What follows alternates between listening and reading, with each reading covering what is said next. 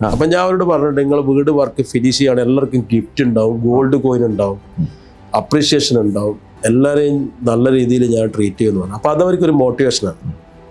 ഡേറ്റിന് തീർത്ത് കഴിഞ്ഞാൽ ട്രാവലിംഗ് വരെ ഉണ്ടാവും എന്ന് പറഞ്ഞിട്ട്, ടൂറ് വരെ ഉണ്ടാവും. ഒരുപാട് ആൾക്കാർ ഓഫറാണ്. വീട് എന്ന് പറയുന്നത്, ഞാൻ വീട് ഉണ്ടാക്കുന്ന സമയത്ത് എൻ്റെ കുറേ പ്ലാനിങ് ഉണ്ടായിരുന്നു. ആദ്യത്തെ പ്ലാനിങ് എന്താ വെച്ചാൽ, വീടുണ്ടാക്കുന്ന എല്ലാ ആൾക്കാരെയും വിളിച്ചിട്ട്, എല്ലാ തൊഴിലാളികളെയും വിളിച്ചിട്ട് ഏകദേശം ഒരു 800-1000 ആൾക്കാരെ.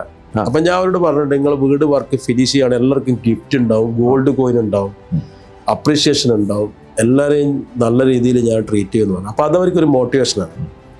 ഡേറ്റിന് തീർത്ത് കഴിഞ്ഞാൽ ട്രാവലിംഗ് വരെ ഉണ്ടാവും എന്ന് പറഞ്ഞിട്ട്, ടൂറ് വരെ ഉണ്ടാവും. ഒരുപാട് ആൾക്കാർ ഓഫറാണ്. അപ്പോൾ അങ്ങനെ ഒരു പാർട്ടി ഉണ്ടാവും അവരടുത്ത് പറഞ്ഞു. പിന്നെ എനിക്ക് ആദ്യം ഒരു നിയത്തുണ്ടായിരുന്നു, ഹൗസ് വാമിങ് നല്ല തുടക്കം കുറിക്കണം എന്നുള്ളത്. അപ്പോൾ ഒരു ചെറിയൊരു വിവാഹം ഓർത്ത് വന്നു അവിടെ ചെയ്യാൻ വേണ്ടിയിട്ട്.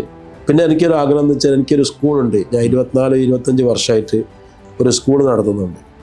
ഒരു ചെറിയ സ്കൂളായിരുന്നു. ഒരു സ്കൂൾ ഒരു ഉച്ച ഊണ് കൊടുക്കാൻ വേണ്ടി പോയപ്പം ഇപ്പം ഞാൻ ചോദിച്ചു, ഇതുപോലെ ഈ മെൻ്റൽ റിട്ടേർഡ് ഓട്ടിസമൊക്കെ ബാധിച്ച കുട്ടികൾ ഇവിടെ അടുത്തെവിടെയെങ്കിലും ഉണ്ടെങ്കിൽ അതിനൊന്നും എനിക്ക് സപ്പോർട്ട് ചെയ്യണമെന്നുണ്ടെന്നാണ്. അപ്പം ഞാനെന്താ വെച്ചാൽ, ഞാനൊരു സ്ഥലം വാങ്ങിച്ചു.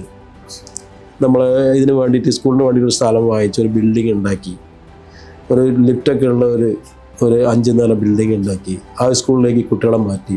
നമുക്ക് ആ വീട്ടിലേക്ക് തിരിച്ചു വരാം. അപ്പോൾ ആദ്യത്തെ ദിവസം എന്തായിരുന്നു ഈ സ്കൂളിലുള്ള കുട്ടികളെ പേരൻസും ഈ കുട്ടികളും ഈ കല്യാണത്തിൽ പങ്കെടുക്കുക, അതോടൊപ്പം നാട്ടിലുള്ള കുറച്ച് സാമൂഹിക സാംസ്കാരിക രംഗത്തുള്ള ആൾക്കാരെ കൊണ്ടുവരിക ആഗ്രഹമാണ്. നമ്മുടെ ഈ മറ്റവർക്കുള്ള വാക്ക് വലിച്ചോ, അവർക്ക് സെലിബ്രേഷൻ കൊടുത്തോ? അവിടെ പണിക്കാർക്കുള്ള ഭയങ്കര പരിപാടി. എൻ്റെ വീഡിയോ ഞാൻ പോസ്റ്റ് ചെയ്തിട്ടുണ്ട്.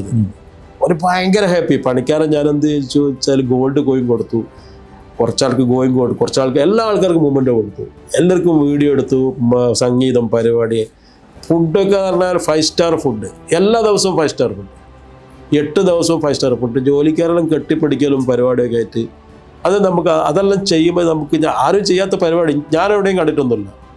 എൻ്റെ ബ്രദർ ചെയ്തിട്ടുണ്ടായിരുന്നു ചെറിയ രീതിയിൽ. അത് മോട്ടിവേറ്റഡ് ആയിട്ടാണ് എനിക്കത് കുറച്ചും കൂടി നന്നായി ചെയ്യണം എന്ന് തോന്നി.